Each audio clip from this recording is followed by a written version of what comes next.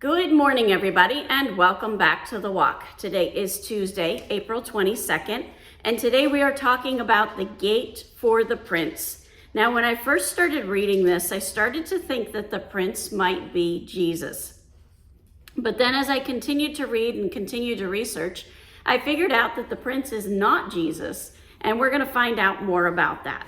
When we look at the Apologetics Study Bible, there was a note for verses 1 through 3, and it says, Ezekiel's guide took him to the eastern gate of the temple, but he found it closed.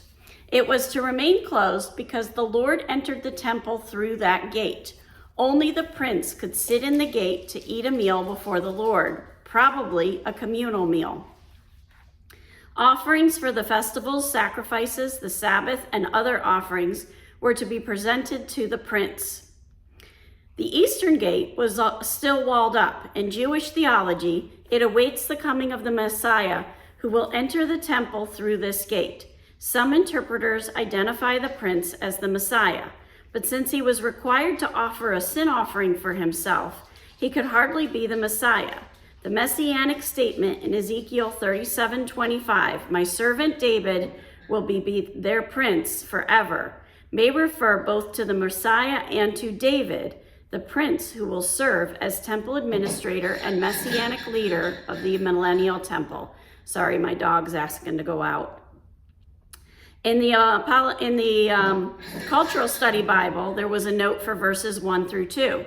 The outer gate facing east is to remain shut. That sacred gate of the city of Babylon was the gate through which the procession of Marduk, the primary god of the city, and other deities passed and returned again.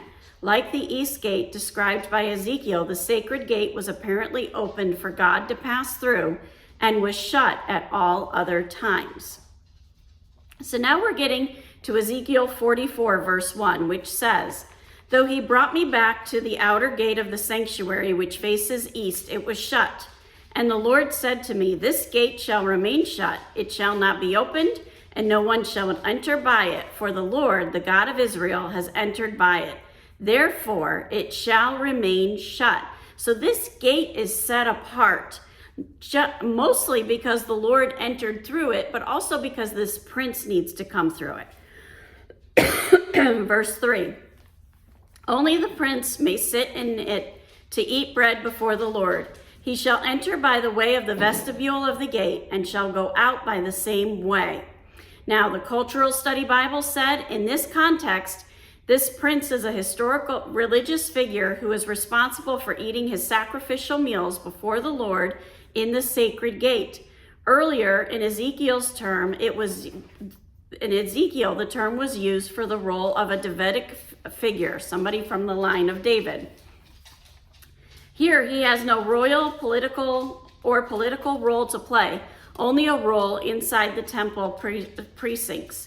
He has no access through the east gate that is reserved for divine use. He only has to act to perform there. It is clear that he is not serving a priestly function, for he is not allowed to actually step inside the inner gate.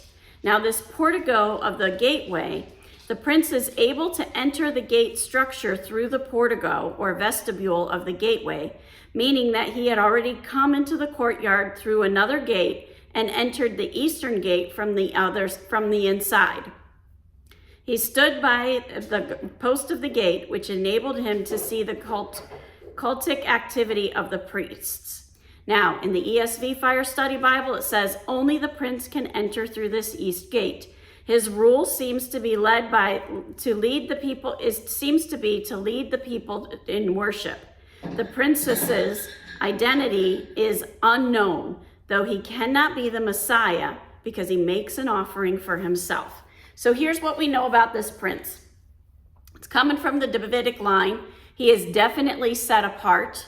He is meant to be leading worship, and it is not Jesus Christ. And we know that because he's going to make a sacrifice for his own sin.